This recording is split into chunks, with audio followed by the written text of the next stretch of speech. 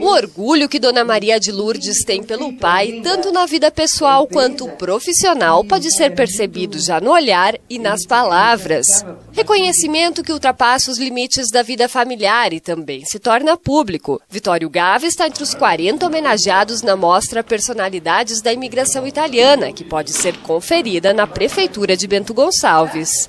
Todo mundo se orgulha muito, né? Ele pensava muito nos outros, sabe? Muito, principalmente nos familiares, né? Mas fora também, por outras pessoas. Quando ele via assim, coisa que não, rondando a miséria, não estava dando trégua, digamos, ele se intrometia e ajudava, sabe? Às vezes ele estava numa pior, mas e aqueles lá, será que... Para eles tinha que ter leite. Será que eles têm leite? Ele dizia. Dona Maria de Lourdes, filha única de seu Gava, mantém vivas as lembranças da trajetória do pai. Ele começou como pedreiro, né, construtor, depois então ele foi evoluindo. Né, ele quando casou, ele teve o cuidado de casar até a casa, sabe? E eu cheguei a conhecer a mobília dele do casamento, mas eles eram muito pobres, sabe? Tinha a casa, tinha as coisas, mas eles, para comer, comiam, digamos, um ovo em dois, partia o ovo, sabe? E aí minha mãe também sabia fazer as coisas, ela tinha uma horta, então fazia, como bons gringos, que eram bastante salada de radite, com polenta e meio ovo. E certo, não foi muito tempo isso, né? Uma fábrica de gaitas foi um dos resultados dessa evolução e uma maneira também de manter a filha mais perto. Foi evoluindo e chegou num ponto que ele viu que que seria uma coisa interessante e ele quis atrair o meu marido. Eu falei, eu queria atrair meu marido, porque meu marido era funcionário público, ganhava muito bem e a gente morava longe, então ele queria me trazer para perto. Eu todas umas certas coisas assim. Sou filha única, então parece assim. Eu acho que eu tenho um defeito por ser filha única. Ele queria me trazer de volta. Como tenho só uma filha e longe, no outro estado, aquela coisa. E inventou e convidou meu marido. E meu marido era muito assim também, muito empreendedor, ele ficou orgulhoso, mas não tinha nada, começaram de baixo para cima mesmo, muito embaixo.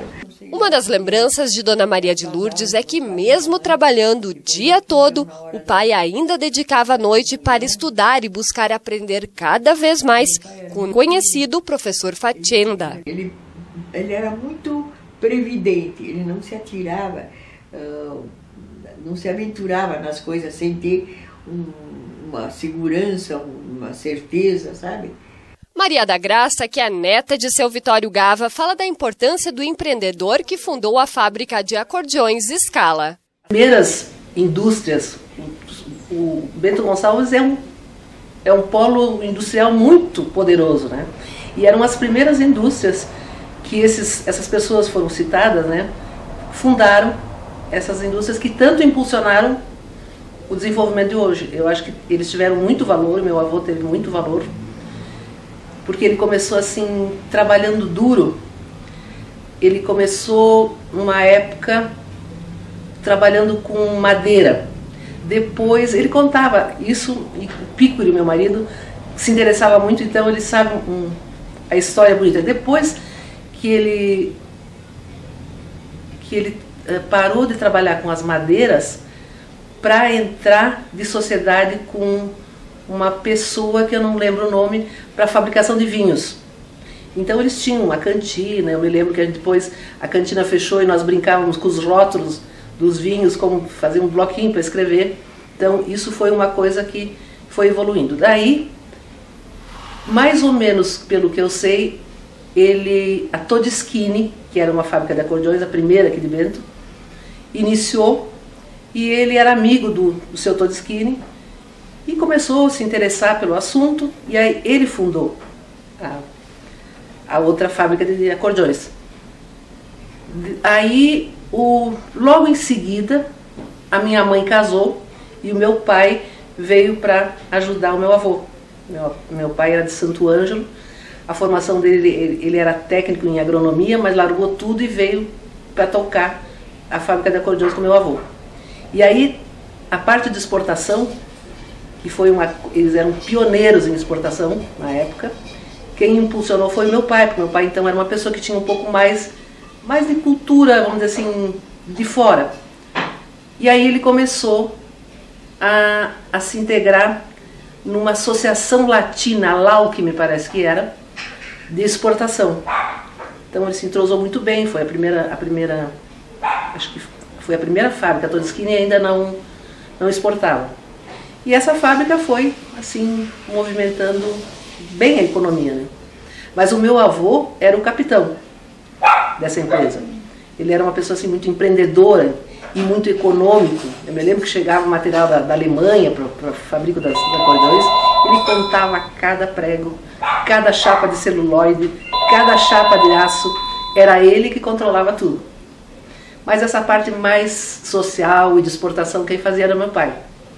E eles tocaram para frente, de repente o acordeão começou a sair da moda. Entraram as guitarras, o violão, e o acordeão foi sendo deixado de lado, esquecido. Então, as vendas começaram a diminuir. Pensaram, então, o que nós vamos fazer paralelamente? E olhando o que os outros estavam fazendo, vão fazer fábrica de móveis. E fizeram, tocaram para frente, deixando os acordeões meio de lado e foram, então, introduzindo móveis. Faziam móveis de pinho, teve uma época que eles faziam aquelas mesas de jogo, de bilhar, assim, para ir se sustentando. E depois, aos poucos, o acordeão realmente deixou de ser fabricado. Valorização que Dona Lourdes gostaria que fizesse parte também dos dias dos descendentes de Vitório Gava. E achei muito bacana que também os meus netos vissem isso, não é? Eles se orgulhassem do avô dele.